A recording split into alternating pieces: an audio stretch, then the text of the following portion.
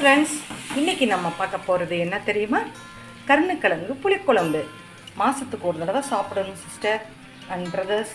ஏன்னா இது குழந்தைகளுக்கும் நல்லது, வளர்கிற குழந்தைகளுக்கு ரொம்ப ரொம்ப நல்லது, வளர்ந்து முடிச்ச நம்மளை மாதிரி வயசானவங்களுக்கும் ரொம்ப நல்லது.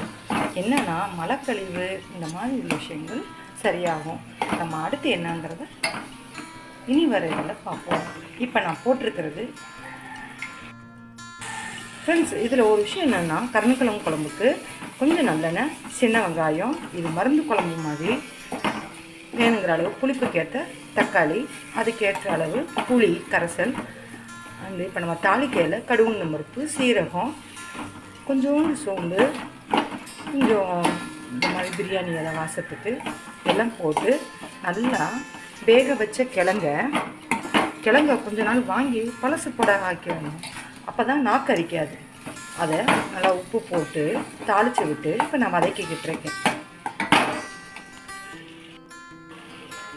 அதோட இந்த விளக்கெண்ணெய் கொஞ்சம் விடணும். இதுதான் பாருங்கள் ரொம்ப நல்லது. இப்போ உள்ள வெயிலுக்கு உஷ்ணம் சூடு இருக்காது. விளக்கெண்ணெய் பாருங்கள், நல்லெண்ணெயில் தான் சமைக்கிறேன், விளக்கெண்ணெய் விட்டுருக்கேன். இப்போ நம்ம வதக்கின பிறகு கரைச்சி வச்ச புளி கரைசல்,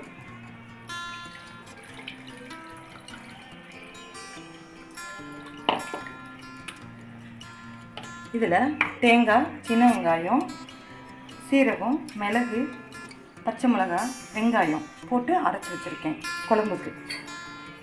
அதையும் இதில் ஊற்றிடலாம்.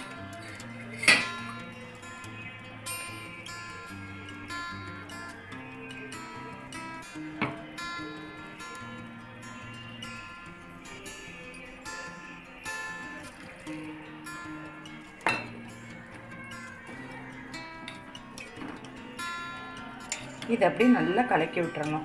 நான் கருணக்கிழங்கை எல்லாருக்கும் வேணுங்கிறதுனால 4 பேரோ 2 பேரானாலும் சும்மா முழுசாக போட்டால் கூட குழம்புல சாராது, சில பேர் சாப்பிட மாட்டாங்க. ஸோ நம்ம என்ன பண்ணணும்னா இந்த மாதிரி நல்லா பெனஞ்சி விட்டு கிழங்கு போட்டு விட்டுறணும். அடுத்து மிளகாப்பொடி,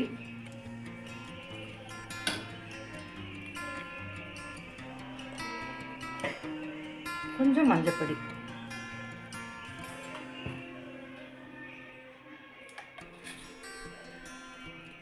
நான் வதக்கையில் கொஞ்சம் உப்பு போட்டேன், இன்னும் திருப்பி வேணுங்கிற அளவுக்கு.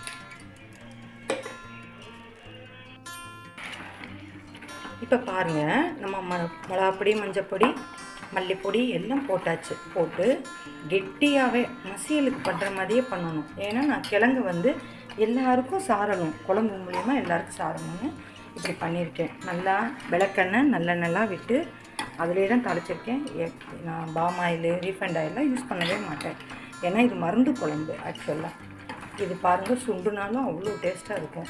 இந்த மாதிரி நல்லா வதக்கி விட்டு பச்சை வாடை போக நம்ம செஞ்சோம்னா நல்லா வதக்கிற எந்த குழம்பாக இருந்தாலும் தேவாமிர்தமாக இருக்கும், லேகிய மாதிரி. ஸோ இந்த மாதிரி வதக்கிட்டு நம்மளுக்கு வேணுங்கிற அளவுக்கு இது இப்போ தண்ணி ஊற்றி ரெடி பண்ணினா ஒரு கொதிச்சிருச்சுன்னா உங்களுக்கு கருணக்கிழங்கு புளிக்குழம்பு ரெடி. இந்த மாதிரி மசியல் மாதிரியும் செய்யலாம். இது பாருங்கள், பெனஞ்சி விட்டு பண்ணுறதுனால எல்லாருக்குமே வரும், குழம்பு வாசமாக இருக்கும். வேணுங்கிற அளவுக்கு பூண்டு, வெங்காயம், சின்ன வெங்காயத்துலேயே தான் குழம்பு வைக்கணும். அதுதான் உடம்புக்கு நல்லது. இந்த வெயிலுக்கு உஷ்ணம் இருக்காது, வெக்க இருக்காது. சாம்பார் வச்சாலும் புளிக்குழம்பு வச்சாலும் ஃப்ரெண்ட்ஸ் நீங்கள் சின்ன வெங்காயத்திலே பண்ணுங்கள், வெள்ளைப்பூடி இல்லாமல் சேர்க்காதீங்க. அதோட கொஞ்சம் வாசத்துக்கு பெருங்காயமும் விட்டுக்கோங்க. இது எப்பயுமே சேர்த்தாலே அஞ்சற்பட்டி வாழ்க்கை நம்மளுக்கு ஆரோக்கியமான வாழ்க்கையாக இருக்கும். கருணக்கிழங்கு புளிக்குழம்பு ரெடி. சாப்பிடுங்க கைஸ். பாருங்கள், கருணக்கிழங்கு புளிக்குழம்பு ரெடி. தெரியுதா? பாருங்கள், கருணக்கிழங்கு இருக்கா, மசிச்சு விட்டுருக்கேன். கருணக்கிழங்கு பீஸு பாருங்கள், நல்லா கொதி வருது. குழம்பு வேணுங்கிற அளவுக்கு தண்ணி விட்டுருக்கேன், கெட்டியாக எடுத்து. இது வேணால் சுண்ட வச்சும் நம்ம எத்தனை நாள் வேணாலும் வச்சு கருணக்கிழங்கு பேஸ்ட்டு மாதிரி வச்சு கூட தயிர் சாதத்துக்கு சாப்பிடலாம். இப்போ பாருங்கள், கொதிக்கிற நேரத்தில் மல்லித்தலை போட்டிருக்கேன் வேணுங்கிற அளவுக்கு. ஸோ குழம்பு அப்படியே சிம்மில் கொதிச்சிச்சின்னா தைலமாக எண்ணெய் பிரிஞ்சு வரும். மருந்து குழம்பு எல்லோரும் செஞ்சு சாப்பிடுங்க. சுவையான கருணக்கிழங்கு காரக்குழம்பு, புளிக்குழம்பு கூட சொல்லுவாங்க.